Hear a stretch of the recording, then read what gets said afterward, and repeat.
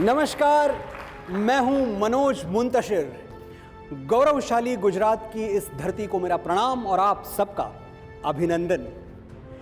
आज मैं आप सबको एक कहानी सुनाने आया हूं, एक ऐसे कर्मवीर की कहानी जो गुजरात की इसी धरती पर जन्मा, इसी मिट्टी में लौटकर बड़ा हुआ और एक दिन पूरे भारतवर्ष का अभिमान बनकर विश्व मंच पर खड़ा हुआ। इत्तेफाक अपनी जगह, खुशकिस्मती अपनी जगह, खुद बनाता है जहां में आदमी अपनी जगह। ये कहानी अपने दम पर युग पुरुष बनने की कहानी है। युग पुरुष किसे कहते हैं? आप सबके पास अपनी अपनी परिभाषाएं होंगी। मेरी परिभाषा बहुत सीधी और बहुत सरल है। जो अपने हित से पहले देश हित की बात सोचता है, जो अपना सर्वस्व अनदेखे अनजाने लोगों पर वार देने को तैयार है, उसी को युग पुरुष कहलाने का अधिकार है। नरेंद्र मोदी युग पुरुष हैं, ये मैं और आप तो मानते ही हैं। आश्चर्य की बात है कि उनके विरोधी भी मानते हैं। अब तेरी हिम्मत का चर्चा गैर की महफिल में है। आपके मन में सवाल उठ सकता है कि मोदी का महिमा मंडन क्यों? तो जवाब यह है कि महिमा मंडन क्यों नहीं? क्यों उनका महिमा मंडन ना किया जाए जिन्होंने पूरे विश्व में हम भारतवासियों का मस्तक ऊंचा किया है, जो पिछले 8 सालों से हमारे कनस्तर में गेहूं और हृदय में स्वाभिमान भर रहे हैं, निस्वार्थ भाव से मेरे और आपके लिए दिन के 18 घंटे काम कर रहे हैं। बदला क्या है? बदला यह है कि सपने तो हम पहले भी देखते थे, लेकिन अब लगता है कि सपनों का सच होना, भारत का विश्व गुरु कहलाना और अगले 25 वर्षों में दुनिया की सबसे बड़ी महाशक्ति बन के दिखाना, ये सब मोदी है तो मुमकिन है। बधाई हो, आज हमारे प्रधान सेवक का जन्मदिन है।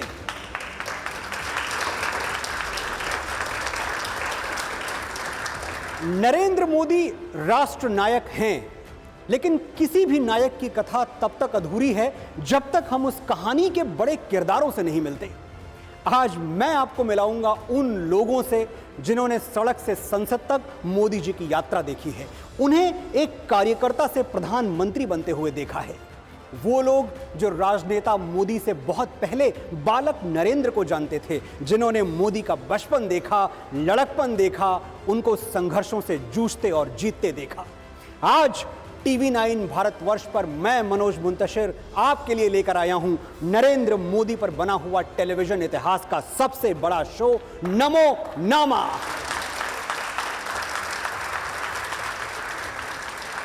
प्रधानमंत्री नरेंद्र मोदी का राजनीतिक संघर्ष कैसा था? शुरुआती दौर में जो लोग उनके साथ रहते थे वो कौन थे? वडनगर में उनके बचपन के दोस्त कौन थे? और क्या वो बचपन में शरारतें किया करते थे, या फिर उनका बचपन मेरे और आपके बचपन से थोड़ा अलग था? बहुत सी कहानियों के किरदार आज हमारे साथ हैं, लेकिन शुरुआत उनसे करते हैं, देश का प्रधानमंत्री साल के एक खास दिन जिनका बेसब्री से इंतजार करता है, वो भी पिछले 28 सालों से। पहली है ये, जिनके साथ श्री नरेंद्र मोदी भावुक भी होते हैं और खुल के हंसते भी हैं, अपने मन की बात भी करते हैं, सुख दुख भी बांटते हैं, जिनकी रक्षा की सौगंध प्रधानमंत्री की कलाई में रेशम की डोरी से बंधी है। स्वागत करते हैं प्रधानमंत्री नरेंद्र मोदी की मुंह बोली बहन का, कमर मोहसिन शेख जी।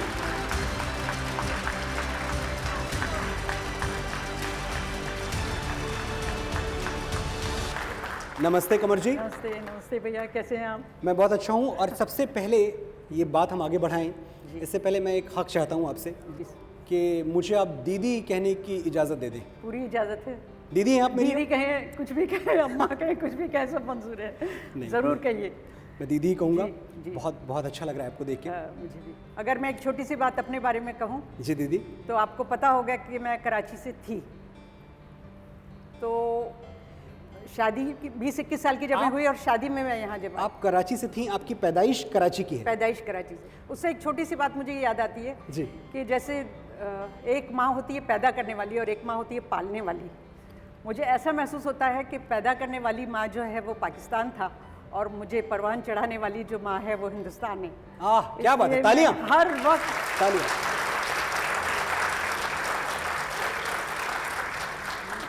मुझे हर वक्त ये महसूस होता है कि यहाँ आके जो मुझे प्यार मिला है जी। वो शायद मुझे इतना वहाँ नहीं मिलता जितना यहाँ मिला है, और मुझे इसी बात पर बहुत रोना आ जाता है और अफसोस। तो मैं ये चाहती हूँ कि मैं भी उसी मिट्टी में मिल जाऊँ जो आपने लिखा है। आप उस मिट्टी की बेटी हैं, और ये तो आप जानती हैं कि ये देश बहुत प्यार करता है आपको। जी हाँ, बिल्कुल जानती हूँ मैं। अच्छा, एक बात बताएं, ये कराची का कनेक्शन क्या है? मतलब आपका जन्म कराची में हुआ? मेरा जन्म कराची में हुआ जी। और शादी जब मेरी हुई तो मैं 20-21 साल की थी जब हिंदुस्तान आई थी। आज मुझे हिंदुस्तान में आए हुए 42 ईयर्स हो गए। 42 साल हो गए। जी, जितना मैं वहाँ नहीं रही जितना यहाँ हो गई। मैं पक्की हिंदुस्तानी हूँ। दीदी, मुझे एक बात बताएं, आप आपकी पहली मुलाकात मोदी जी से कहाँ हुई? जब हम लोग इंडिया आए और आने के बाद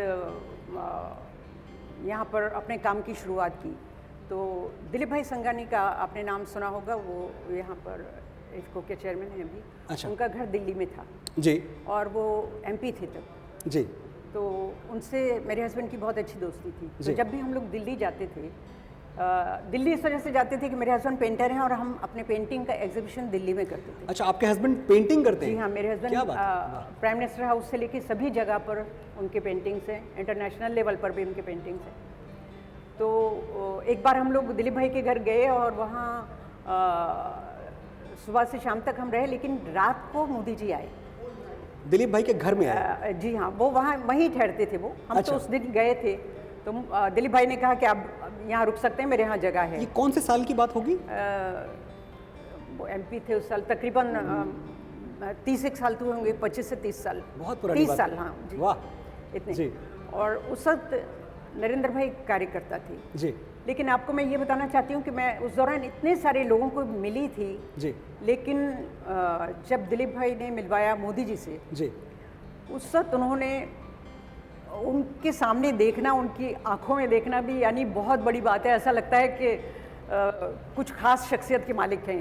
ये तब की बात कर रही हैं आप? जी, मैं तब की बात कर रही हूँ। ना उनका बहुत नाम था, ना शोहरत थी, जी ना हाँ, लोग जानते थे। जब वो आरएसएस के कार्यकर्ता थे उस वक्त। तो जैसे ही उन्होंने बताया कि ये मोदी जी हैं और ऐसे उनके बारे में जो तो बताया। कैसे मिलाया? क्या बोल के बुलाया मिलाया? ये नरेंद्र मोदी जी हैं, ये मोदी जी हैं? उस वक्त तो इतना ज़्यादा मतलब कोई उनका ओहदा ऐसा नहीं था। शायद वो महामंत्री होंगे शायद, मेरे ख्याल से शायद उस वक्त। अच्छा। तब की बात है, मुझे ये याद पड़ता है। तो उस वक्त उन्होंने जब मिलाया तो उन्होंने ऐसे सामने देख के बोला, दिलीप भाई ने बोला कि मोहसिन शेख हैं और ये इनकी वाइफ है कमल जी। तो उन्होंने उससे देखकर कहा, कैसी है बहन? पहली बार उन्होंने जब कहा, मेरा कोई भाई बहन नहीं है, मेरे फादर नहीं थे, मेरी सिर्फ मम्मी और मैं थे। तो जैसे ही उन्होंने बोला कैसी है बहन, तो मुझे एकदम अंदर से कुछ झुरझुरी हुई। हाँ, इन्होंने मुझे बहन कहा, यानी कितने अच्छे हैं ये कि इन्होंने मुझे बहन कह के तो जो मुखातिब किया। पहला संबोधन था उनका, वो बहन का था? वो बहन का था। और उसके कुछ इत्तेफाक की बात है कि 2-4 दिन के बाद ही रक्षाबंधन का त्यौहार था। जी।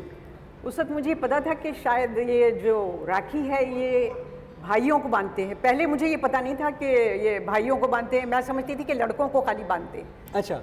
तो पहली राखी शायद मैं अपने हस्बैंड के पास भी लेकर गई थी कि मैं आपको राखी उस वक्त ये मालूम नहीं था कि मेरे हस्बैंड है। जी। तो इन्होंने मुझे डांटा और बोले कि जाओ मेरे भाई को जाके बांधो, मुझे नहीं बंधवानी। ओके। तो मुझे बहुत खुशी हुई। मैंने कहा, इन्होंने मुझे बहन कहा है, तब मुझे पता लगा था कि भाई को बांधते हैं। फिर मैंने वहाँ से राखी खरीदी और उनको पहली राखी वहाँ पर तब बांधी थी जाकर। पहली जब मैंने उनको राखी बांधी थी, तब मैंने उनको जो कहा था वो मैं बताना आपको चाह रही हूँ। हम कि सुनना चाह रहे राखी हैं। बांधते वक्त मैंने उनको कहा जी। कि इतने सारे लोगों को मिली थी, लेकिन ये बात मेरे दिल से किसी के लिए नहीं निकली थी। जी। यानी वहाँ पर दिलीप भाई भी हैं और भी बहुत सारे लोगों को मैं मिली थी। जी। राखी बांधते वक्त मैंने उनको ये बोला कि भैया मैं आपके लिए दुआ करती हूँ कि आप गुजरात के सीएम बने। वाह, क्या बात! तो वो बहुत जोर से हंसे और बोले, क्या मुझे बद्दुआ दे रही है? बोले मेरा जो ये काम है ये ठीक है। मुझे एक बात बताएं आप। जी। आपने उनको ये दुआ दी कि आप गुजरात के सीएम बन जाएं और वो बन भी गए। तो मैं ये जानना चाहता हूँ, और मेरे जो क्या दर्शक पूरी हैं, कहानी मैं सुना दूं कि क्या नहीं, हुआ? थोड़ी सी बहुत जरूरी है, कुछ तो इसमें बात है। जी, जी। इसमें तहदारी बहुत है। तो मेरे दर्शक ये जानना चाहते हैं कि क्या 2013 में आपने उनको प्रधानमंत्री बनने की भी दुआ दी थी? बिल्कुल। देखिए, और दी थी। इसके वो गवाह है। पहली राखी पे ये दुआ दी थी जी। और उसके बाद जब वो बन गए तब मैं उनके पास गई सामने खड़े होकर। उन्होंने मुझे दूर से देख लिया था कि वो सब लाइन होती है जो राखी बांधने आते हैं, फिर उन्होंने देख लिया तो उन्होंने मुझे बुलवाया वहाँ पर। उन्होंने मुझे कहा कि मैं हंसी और मैंने बोला देखा आप सीएम बन गए, तो बहुत खुश हुए, हंसे वो। और फिर दूसरी राखी जब मैं बांध रही थी, मैंने कहने लगे आप क्या दुआ देगी? मैंने कहा मैं ये कहूँगी कि मैं दुआ करती हूँ कि आप हिंदुस्तान के पीएम बने।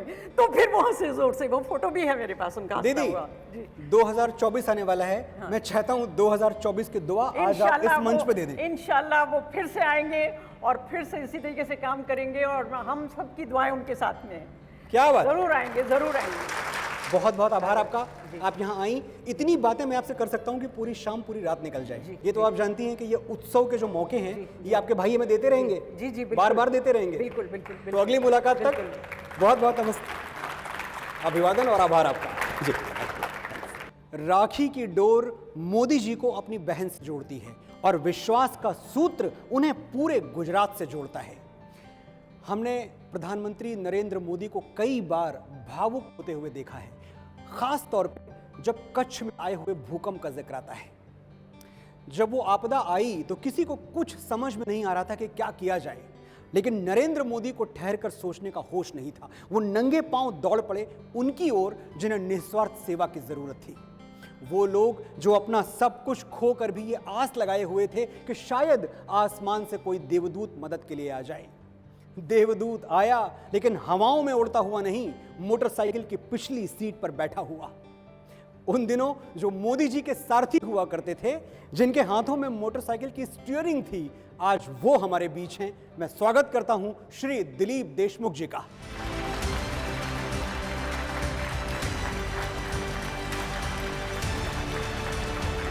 आइए सर, बहुत बहुत स्वागत आपका।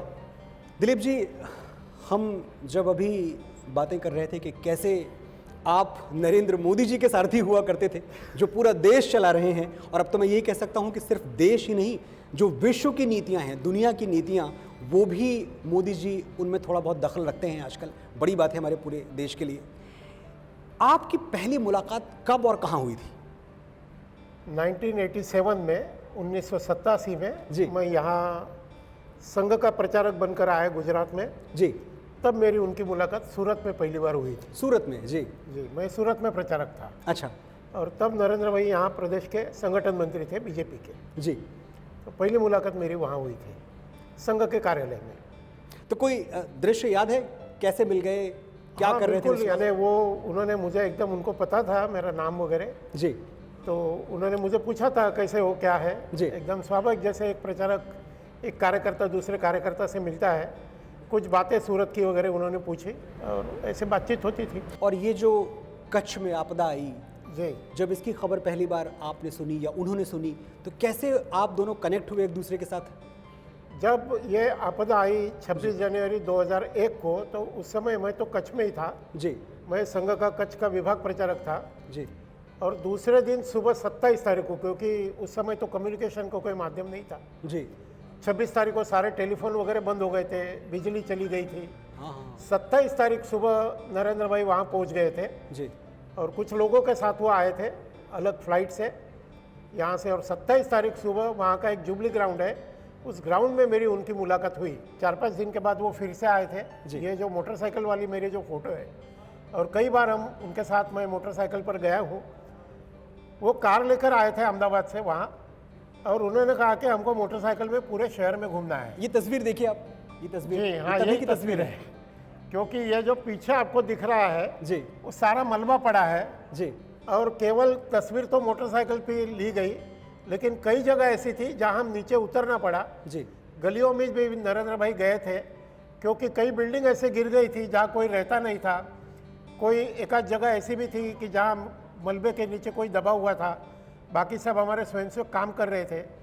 और उस समय एकदम नरेंद्र भाई, आप ये फोटो में भी देखेंगे जी, वो जिसको कहते हैं कि एक स्तब्धता के साथ वो देख रहे सारा दृश्य। जी। और उनके मन में कोई योजना घटित हो रही थी कि अगर मौका मिला तो मैं क्या कर लूँगा। तो ये उनके चेहरे पर आपको दिखाई देगा। और 10 महीने बाद जब नरेंद्र भाई मुख्यमंत्री इस नाते से आए जी। और कच्छ का पुनर्वसन आज हम देखते हैं, तो ये उनके नज़र में आपको पुनर्वसन दिखाई देगा। तो मुझे तो बार बार जब ये फोटो में देखता हूँ, लोग तो ये सोचते हैं कि नरेंद्र भाई मेरे साथ बैठे हैं, मैं ये सोच रहा हूँ कि वो क्या सोच रहे थे, और कुछ बातें उन्होंने मुझे उस दिन रात को की थी, वो मुझे आज याद है। क्योंकि उन्होंने पूछा कि आप क्या योजना बनाने वाले हो, मैं विभाग प्रचारक था, तो हमारी एक बैठक हो चुकी थी, मैंने उनको कुछ बातें बताई। तो नगर रचना भुज की कैसे होनी चाहिए, गाँवों का पुनर्वसन कैसे होना चाहिए, ये कुछ बातें उन्होंने कही थी। और आज अगर आप जाएंगे और जो जो नए गांव बने हैं कच्छ के, उस नए गांव में अगर आप जाएंगे तो एक गांव में नरेंद्र भाई का विजन आपको दिखाई दे देगा। ऐसी बातें। दिलीप जी, मैंने कुछ दिनों पहले एक फिल्म के संवाद और गीत लिखे थे, उसका नाम था भुज, भुज द प्राइड ऑफ इंडिया। तो उस फिल्म पे काम करने के दौरान मुझे थोड़ा बहुत मौका मिला कि मैं भुज पे और कच्छ पे रिसर्च करूं, और मुझे ताज्जुब हुआ कि जिस तरह से आज भुज और कच्छ अपने पैरों पे खड़ा है, जितनी खुशहाली है, जितनी रौनक है, जितनी रोशनी है, वहाँ लगता ही नहीं कि इतनी बड़ी त्रासदी से ये इलाका गुजरा है। यानी मुझे कई बार ये लगता है जैसे हम हमारे प्राचीन कथाएं सुनते हैं, जैसे भगवान राम की कथा सुनते हैं, कृष्ण सुदामा की कथा सुनते हैं, तो मुझे कई बार ये तुलना करने का मन में होता है। कृष्ण सुदामा की जैसे कथा है, वैसे मेरे जैसे हजारों कार्यकर्ता की ये कथा है। हम सुदामा ऐसे हजारों कार्यकर्ता है, और हमारे लिए नरेंद्र भाई जो है वो भगवान कृष्ण है। वाह, क्या बात है। मुझे पूरा विश्वास है कि भगवान कृष्ण का जो उनका दिखाया हुआ रास्ता है उस पर आप भी चलते रहेंगे, मेरा देश भी चलता रहेगा, और आदरणीय मोदी जी भी चलते रहेंगे। बहुत बहुत आभार। आपने बुलाया, आपका भी धन्यवाद। बहुत धन्यवाद। धन्यवाद। आज नरेंद्र मोदी जी हमें बुलेट ट्रेन देने के लिए कमर कसे हुए हैं, लेकिन अपने शुरुआती दिनों का एक बहुत बड़ा हिस्सा उन्होंने मोटरसाइकिल और स्कूटर की बैक सीट पर गुजारा है।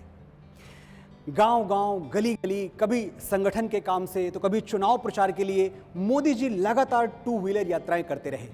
आज हमारे साथ एक और मेहमान हैं जिन्होंने मोदी जी को स्कूटर पे जम के सैर करवाई है। राजनीति में नरेंद्र मोदी के शुरुआती दिनों के मित्र किशोर मकवाना जी।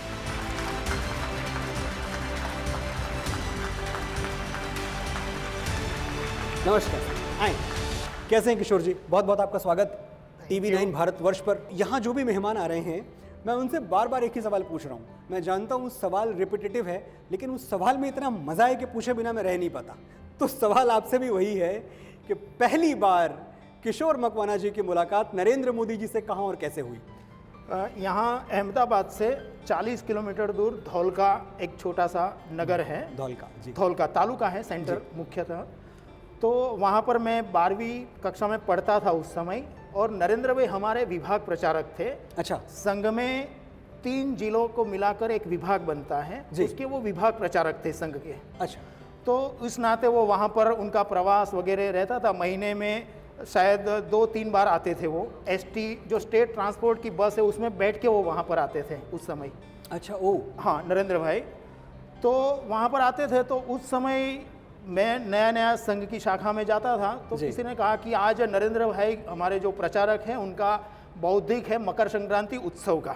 ओ तो पहली बार मैंने उनका मकर संक्रांति उत्सव पर उनका बौद्धिक सुना। तो ये बौद्धिक जो आपने बात की, मैं अपने दर्शकों को बता दूं कि बौद्धिक का मतलब आपने उनका भाषण सुना, प्रवचन सुना। हाँ। जी जी। बड़ी आत्मीयता से उन्होंने हमारा परिचय पूछा, क्या है, क्या पढ़ते हो, पहला परिचय वो था। बस उसी समय से हम उनके एकदम आत्मीय बन गए। हमारे वहाँ एक भिखा भाई थे जी, भिखा भाई चौहान जी, उनका एक स्कूटर था। अच्छा। तो नरेंद्र भाई अच्छा स्कूटर चलाते थे, तो उनके स्कूटर पे उनको जहाँ जहाँ जाना था संपर्क में, तो हम उनके पीछे बैठ जाते और जाते। तो इस प्रकार धौलका में कई बार उनके स्कूटर पे बैठ के हमने बहुत संपर्क वगैरह किया है। तो बात में तो काफ़ी हमारा मिलना जुलना होता रहा जी। कुछ बदला नहीं? कुछ नहीं बदला, आज भी नहीं बदला। मतलब जो संघ की व्यवस्था है, उसका इकोसिस्टम है, वो कुछ और है, पार्टी का इकोसिस्टम कुछ और है, लेकिन मोदी जी में कोई परिवर्तन नहीं, कोई नहीं आया आज तक। आपको लगता है कुछ नहीं बदला? कुछ नहीं। अभी मैं जब पहली बार प्रधानमंत्री बने, उसके बाद मैं मिलने के लिए गया जी, तो बस उनका वही लहका, वही आगता स्वागता, बस मैं तो वही हूँ, सिर्फ जगह बदली है। भाव, मन, हृदय, अंतर्मन कुछ नहीं बदला। एक बात आप मुझे बताएं, आपने मोदी जी के वो दिन देखे हैं जब वो एक कमरे के घर में रहा करते थे, जब शायद वो अपना झाड़ू पोछा भी खुद ही किया करते थे, अपना खाना भी खुद ही बनाते थे, और अपने बर्तन भी खुद ही धुलते थे। उन दिनों की कोई याद है आपके मन में? एक मुझे याद है, जैसे मैं धोलका जो नगर है जी। वहाँ पर हमारा संघ कार्यालय था। हाँ। अब संघ कार्यालय इतना छोटा था, हमारा जी। रसोई घर भी आज तो थोड़ा बड़ा होता है, इतना छोटा सा संघ कार्यालय था। तो रात को जब सोने के लिए बिस्तर बिछा के सोते थे तो नरेंद्र भाई के जो पैर थे वो सामने वाली दीवार से छू जाते थे। तो ओ, इतना छोटा छोटा था तो सोने में मज़ा नहीं आता था। तो वो कई बार कहते थे कि चलो ऊपर छत पे चले जाते हैं। तो वो छत जो थी ना वो टीन की थी जी। तो जब सुबह में उठते तो बताते पीठ पे वो डिज़ाइन वो होता है ना, हाँ, टीन उसका की जो कर्व है। वो डिज़ाइन उनके पीठ पे अंकित हो जाती। तो ऐसे दिन भी थे। आज देखिए कि जैसे खुद कभी टीन की छत पे सोना पड़ता था, हाँ। आज वो हजारों लाखों करोड़ों लोगों को उनके सर पे छत दे रहा है। हाँ। मैं चाहता हूं एक बार मोदी जी के सम्मान में तालियां बजा दी जाए। दूसरा, उनका अंतर्मन कितना भावुक रहता है। जी। मेरी बेटी, आज तो वो जर्मनी है, अच्छा, मगर वो 4 साल की थी। जी। अरे 4 महीने की थी। सिर्फ 4 महीने की? हाँ जी। और उस समय तो नरेंद्र भाई यहाँ अहमदाबाद में संघ कार्यालय ये में- बेटी है आपकी जिनकी तस्वीर हमने अभी देखी? हाँ, इसके पहले चली हाँ, गई। चली कोई गई। बात नहीं। हाँ, वो आज जर्मनी में है। अच्छा। हाँ, तो 4 महीने की थी और हम संघ कार्यालय गए थे अहमदाबाद में। जी। तो हम जरा जल्दी में गए थे ताकि कार्यक्रम से पहले, हम आधा घंटे पहले चले गए थे। जी। तो नरेंद्र भाई का एक छोटा सा कमरा था, उसमें गए हम, मैं, मेरी पत्नी और अर्चना। जी। तो अभी हम बैठे ही थे कि अर्चना ने रोना शुरू कर दिया। अच्छा। जोर जोर से रोने लगी।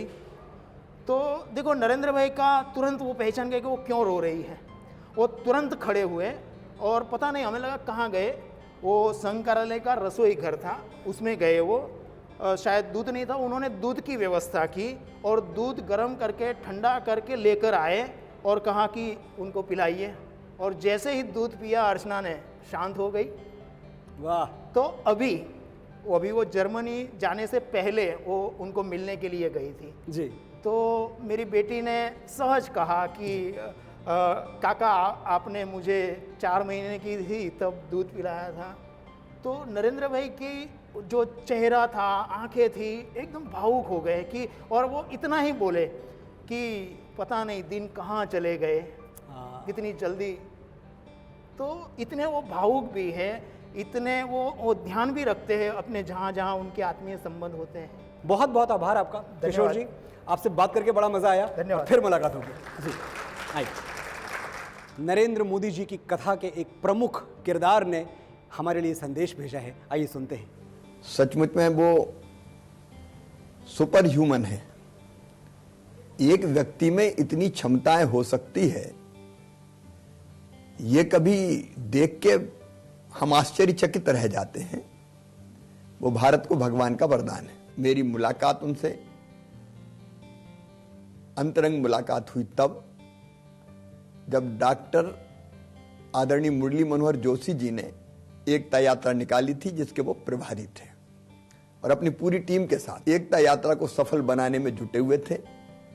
उस समय एकता यात्रा से नौजवानों को जोड़ने के लिए केसरिया वाहिनी बनाई गई थी, जिसका मैं संयोजक था। पूरी टीम कन्याकुमारी से लेकर कश्मीर के श्रीनगर के लाल चौक तक की यात्रा की सफलता के लिए मोदी जी के नेतृत्व में जुटी हुई थी। लेकिन जब वो दिन आया कि जिस दिन श्रीनगर के लाल चौक पर राष्ट्रध्वज फहराना था, सुरक्षा के कारणों से तत्कालीन केंद्र सरकार ने यह फैसला किया कि सड़क मार्ग से यात्रा नहीं जाएगी, कुछ लोगों को डॉक्टर जोशी जी के साथ हवाई मार्ग से ले जाया जाएगा। अब जब बाकी लोग रोक दिए गए तो उसमें वो टीम भी थी जो मोदी जी के साथ दिन और रात यात्रा को सफल बनाने में जुटी हुई थी। आदरणीय मोदी जी श्रद्धेय जोशी जी के साथ श्रीनगर के लाल चौक पर गए, लेकिन बाकी लोग नहीं जा पाए। और जब लौट के तिरंगा झंडा फहरा के जम्मू आए तो बोलते बोलते आदरणीय मोदी जी का गला रुंध गया, आंखों से आंसू की धारा प्रवाहित होने लगी और उन्होंने कहा कि मेरे वो साथी जो दिन और रात यात्रा को सफल बनाने में लगे रहे, रात भर यहाँ बैठ कर रोते रहे, और उनका कष्ट रोते इसलिए रहे कि वो तिरंगा झंडा फहराने के साक्षी नहीं बने, और उनका कष्ट बयान करते करते मोदी जी स्वयं रो पड़े। तब ये लगा कि कई बार ऊपर से कठोर दिखने वाले मोदी जी कितने नरम दिल हैं, कितने संवेदनशील व्यक्ति हैं। नरेंद्र मोदी शुरू से निडर थे, इसमें कोई शक नहीं है, लेकिन अगर मैं कहूं कि कोई ऐसा था जिससे मोदी जी डरते थे, आप मानेंगे? ये कुर्सी उन्हीं के लिए लगवाई हुई है जिनसे हमारे प्रधानमंत्री जी डरा करते थे। स्वागत करिए नरेंद्र मोदी के स्कूल टीचर श्री प्रहलाद पटेल जी का।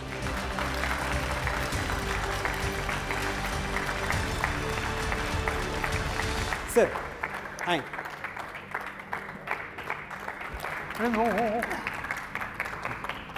बैठे। सर मैं आपको सर कहूंगा। आप इस देश की सबसे बड़ी शख्सियत के अध्यापक रहे हैं, तो हम सब भी आपको अध्यापक के तौर पे ही देखते हैं। जितने लोग आपको टेलीविजन पे देख रहे हैं, उन सब के सर श्रद्धा में झुके हुए हैं कि आपने इस देश को नरेंद्र मोदी दिया। आपका विद्यार्थी इस देश की सबसे बड़ी कुर्सी पे बैठा, कितनों का कल्याण किया, कितनों का भला किया। एक बात आप बताएं सर कि बचपन में मैं नरेंद्र मोदी नहीं कहूंगा, जो बालक नरेंद्र था, बच्चा नरेंद्र, वो कैसे थे? शरारती थे या बड़े अनुशासित थे, डिसिप्लिन थे, कैसे थे? बड़ा होनहार लड़का था, ऐसा मुझे मालूम पड़ गया था। अच्छा, तभी पता चल गया था? ओ, ये इसके जो कार्य सिद्धि, कार्य लोगों के साथ व्यवहार, बचपन उम्र के साथ जी अच्छा था, इसीलिए मुझे ऐसा लगता है कि कुछ बनेगा। तो आपको तभी से ऐसा लगना शुरू हो गया था कि आगे जाके ये बहुत नाम करने वाले हैं, बहुत बड़े आदमी बनने वाले हैं? ये तो स्वाभाविक ही ये लगता है ना जी। नरेंद्र मोदी जी को आपने कौन से विषय पढ़ाए थे, कौन से सब्जेक्ट्स पढ़ाए थे? मैंने गुजराती और संस्कृत दोनों पढ़ाए थे। अच्छा, गुजराती भी पढ़ाए? वक्तृत्व का गढ़तर भी मैंने किया था। तो वो जो इतने अच्छे वक्ता हैं, इतना अच्छा भाषण देते हैं, पूरी दुनिया में उनके स्पीच को बड़ी इज्जत से देखा जाता है, तो वो सब आपसे शुरू हुआ था? बोलना आपने सिखाया, भाषण देना आपने सिखाया? ये सही बात है, ये कहने में कोई ऐतराज मुझे नहीं है जी। बीएन हाई स्कूल में मैं टीचर था संस्कृत का और गुजराती का जी, और सारा स्कूल का जी, ये वक्तृत्व, बच्चों का गढ़तर, ये सब कार्य मेरे पास था। नरेंद्र मोदी सबसे टोच पर था, इसमें कहने में मुझे कोई ऐतराज नहीं है। वाह। उनके पिताजी की चाय की दुकान थी? जी। अच्छा, मैं अपने दर्शकों को बता दूं कि मैं ऊंची आवाज में इसलिए बोल रहा हूं ताकि सर को सुनने में आसानी हो। सर, मोदी जी के जो पिताजी थे, उनकी चाय की दुकान थी? हाँ, सही से बात। और वहां वो मोदी जी भी काम किया करते थे, हाँ, अपने सही। पिताजी का हाथ बटाते थे? तो ये वाहन की बात नहीं, लेकिन पिताजी को मदद रूप होते थे, मदद करते थे ना उनकी। तो उनको समय मिलता था कि चाय की दुकान पे हाथ बटाएं और फिर स्कूल में पढ़ाई भी करें? इतना टाइम कैसे निकलता था? ये बाजू में ही स्कूल थी, तो जब समय मिलता तो पिताजी से मिलता, अच्छा, मदद रूप होने के लिए। तो आपको इस पे कभी आश्चर्य नहीं हुआ कि एक लड़का जो अपने पिता का हाथ भी बटा रहा है, घर के काम में भी सहयोग कर रहा है, वो इतना अच्छा विद्यार्थी भी है? ये तो सही बात है, मैंने गुजराती और संस्कृत जो वर्गों में पढ़ाया जी, प्रथम नज़र से ही मुझे मालूम पड़ गया कि इसमें कुछ जवाहरात है। ये मानना पड़ेगा कि आचार्य चाणक्य ने आज से 2400 वर्ष पहले कह दिया था कि शिक्षक साधारण नहीं होता। एकदम सच है, शिक्षक साधारण नहीं होता। कभी ऐसा हुआ कि जो आपका सब्जेक्ट है उसके दौरान कभी ऐसी कोई परिस्थिति आई हो कि आपको डांटना पड़ा हो मोदी जी को बचपन में? नहीं, ऐसा तो कुछ नहीं, कि सही अर्थ में स्टूडेंट ही था, गुरुओं का रिस्पेक्ट करता था जी। और यदि अपने दिन में कोई बात नहीं जांचती तो आकर मिलता भी था। होनहार लड़का था। आपको नमन और मैं आशा करूंगा कि आपसे फिर कभी मुलाकात हो, आपका आशीर्वाद ले पाऊं मैं। प्रणाम सर। आए आए सर, आराम से। अब मैं इस मंच पर जिन्हें बुलाने वाला हूं वो नरेंद्र मोदी जी के बचपन के दोस्त हैं, सचमुच बचपन के दोस्त हैं। ऐसा मुझे बताया गया है कि कक्षा 1 से लेकर कक्षा 8 तक दोनों साथ पढ़े हैं। तो जाहिर सी बात है कि जब हम इनसे बात करेंगे तो हमें मोदी जी के बचपन में झांकने का एक अवसर मिलेगा। मैं मंच पर आमंत्रित करना चाहूंगा डॉक्टर नागजी भाई देसाई को। स्वागत है सर।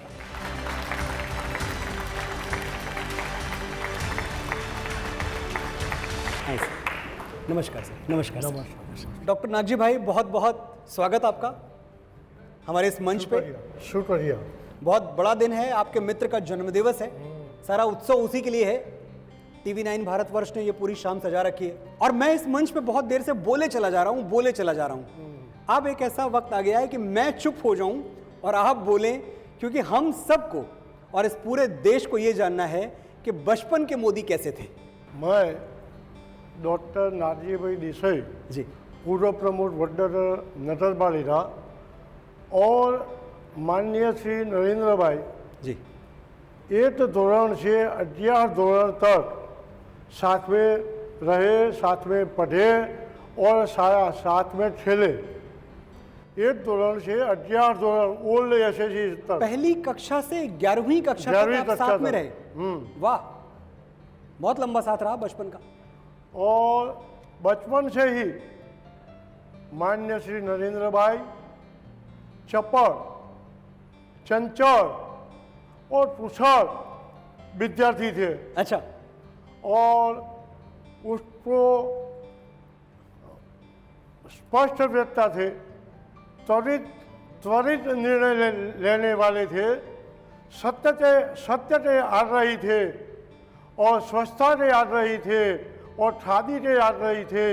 बचपन से वो टूटी बॉय वाला शर्ट और चड्डी पहनते थे।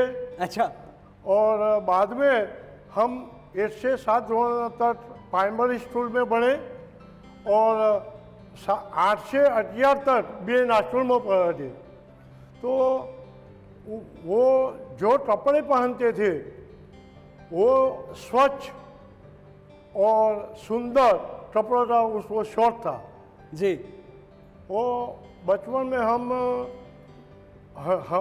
हम जहाँ पढ़ते थे बीएन स्कूल में, इसके पीछे रेलवे स्टेशन पर नरेंद्र भाई की चाची तितली थी। तो जब हम रिसेस में चाची तितली पे जाते थे और मैं और नरेंद्र भाई साथ में रेलवे के पैसेंजरों को चाय बेचते थे। तो आप ये कह रहे हैं सर कि आपने नरेंद्र मोदी जी के साथ बचपन में चाय बेची है? हाँ, बेची है। क्या बात है, ये सूचना नरेंद्र भाई के साथ में। में, वाह, नरेंद्र भाई ने मैंने साथ में ही चाय बेची है। और तितली पर हम जब समय हमको मिलता तो हम और नरेंद्र भाई दोनों रेलवे स्टेशन पे चाची होटल में जाते हैं, खुद चाय बेचते हैं और खुद मुसाफर जो रेलवे के आते, तारणा हिल से अहमदाबाद रेलवे से थी, तो वो रेलवे पर हम खुद चाय भेजने वाले हम और नरेंद्र भाई थे। वाह, ये भारत के संविधान की ताकत है कि यहाँ एक चाय बेचने वाला देश की सर्वोच्च कुर्सी पे बैठ सकता है। इस संविधान को नमन है हमारा। सर, हमने ये सुना है कि जब स्कूल में जब आप साथ थे तो पढ़ाई के दौरान जब उनको थोड़ी छुट्टी मिलती, उनको थोड़ा समय मिलता, तो वो चाय की टपरी पे जाके अपने पिताजी की मदद करते थे, उनका हाथ बटाते थे। पिताजी के मदद के लिए हम जाते, हम भी साथ में आप भी जाते थे साथ में? और पिताजी की मदद के लिए हम जाते। नरेंद्र भाई का कुटुंब जी एक साधारण मध्यम कुटुंब था। जी बिल्कुल। चाची चाय बेचते, चाची होटल चलाते, भोजन इसके पिताजी चलाते थे। और दादा दामोदर दास जी बहुत सी मेहनत करके उसको पढ़ाए थे। 11 धोरण तक वो बहुत होशियार विद्यार्थी थे जी, कुशल थे, चप्पल थे। और नरेंद्र भाई एकदम निडर आदमी थे जी। हमारे शहर में समिष्टा तालाब है। अच्छा, हाँ, समिष्टा तालाब में वो तैरने का शौक था। जी। नरेंद्र भाई को तैरने का शौक था। तालाब में तैरने का शौक हाँ था। हाँ, तालाब में तैरने का शौक था, तो वो तालाब में तैरते थे और उसके पास एक मदर का बच्चा आया। जी। वो मदर का बच्चा को लेकर नरेंद्र भाई उन्हें घर पे गया, तो हीराबा ने किया, आज नरेंद्र तूने आज क्या किया? वो मदर के बच्चे को इधर लेके आया, मगर के बच्चे को तालाब से निकाल के ले आए। ले आए पोताने घर पे। ये आपके सामने की घटना है, आपने देखा अपनी आंखों से? हाँ, सामने की घटना है। और हीराबा ने बोला कि नरेंद्र भाई तुमने डर लगा नहीं? वो मदर के बच्चे को आप लेकर इधर आए, आप उसको छोड़ के आओ समिष्टा तालाब में। जी। तो हम और नरेंद्र भाई वो मदर के बच्चे को तालाब में छोड़ के आए। उसका वो एकदम हिम्मतवान और निडर आदमी था। बचपन में विद्यार्थी तरीके इसकी निडरता की वो निशानी है। उस समय तो जब सबने उनको बोला कि इस मगरमच्छ के बच्चे को छोड़ा हो तालाब में, तो छोड़ आए, लेकिन उसके बाद जो इस देश को निगलने वाले मगरमच्छ थे, नरेंद्र मोदी ने एक को भी नहीं छोड़ा। तालियां बजाओ यार।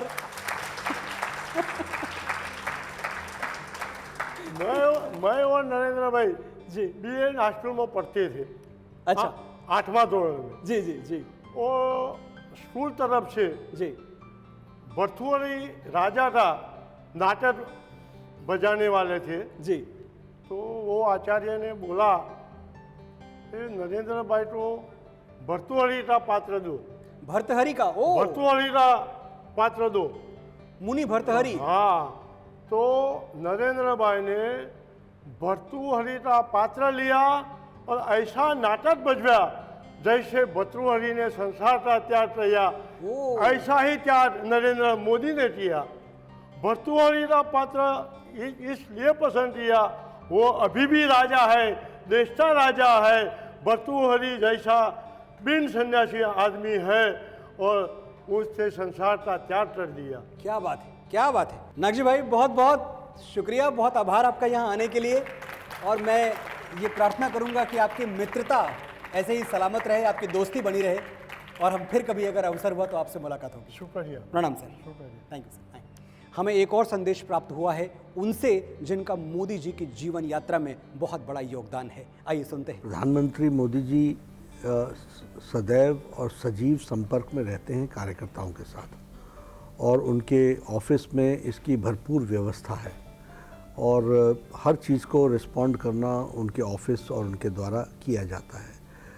प्रधानमंत्री जी का सजीव संपर्क के बारे में अगर मैं बात करूं, तो कोई भी उनका दौरा होता है तो उसके पहले वो हमेशा पार्टी को बताते हैं कि मैं वहाँ जाने वाला हूँ, और वहाँ पर पार्टी की दृष्टि से मेरा क्या उपयोग हो सकता है। कार्यकर्ताओं से मिलने के लिए इच्छा व्यक्त करते हैं, ज़्यादा से ज़्यादा कार्यकर्ताओं से मिल सकें। कौन हेलीकॉप्टर से उतर करके उस समय कुछ लोगों से मुलाकात हो जाए, कुछ से मंच के पास मुलाकात हो जाए, कुछ के साथ और कहीं मुलाकात हो जाए, फिर अलग से बैठ करके भी बातचीत करते हैं। ये उनका कार्यकर्ता के प्रति जो समर्पण है वह प्रतिलक्षित करता है। सेवा पखवाड़ा सही ढंग से करोड़ों कार्यकर्ता अच्छे से मनाएं और समाज की सेवा करें, यही उनके लिए जन्मदिन मनाना सबसे उत्तम रहेगा।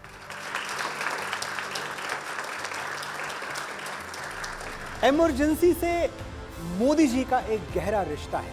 नरेंद्र मोदी का नाम तो आज खैर पूरी दुनिया जानती है, लेकिन उनका एक नाम और भी है जिसे बहुत बहुत ही कम लोग जानते हैं, बटुक भाई। हम सब एक व्हीकल में थे और नरेंद्र भाई हमारे आगे 2 व्हीलर्स पर थे। अच्छा, वो चला रहे थे? हाँ, खुद चला रहे थे, अकेले थे जी।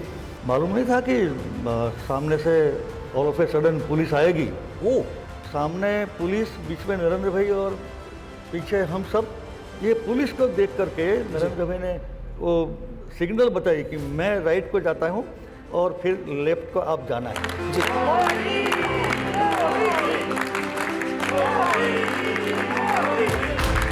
रोज आते थे नरेंद्र भाई एक बाइक लेकर, और वहाँ नीचे एक आइसक्रीम की दुकान थी, और उन दिनों में एक बड़ा अच्छा आइसक्रीम मिलता था, पाइनएप्पल पंच। पाइनएप्पल पंच? यस। अच्छा। आज नहीं मिलता। अच्छा। आज नहीं मिलता है। आइसक्रीम के साथ हम राष्ट्र की चर्चा करते हैं। वाह, क्या बात है। Either he has gift of God or he is a gift of God. वाह। जो एक हाथ से कर्म करता है उसके दूसरे हाथ में विजय अवश्य होती है। यही है श्री नरेंद्र मोदी के जीवन और उनकी यात्रा का सारांश।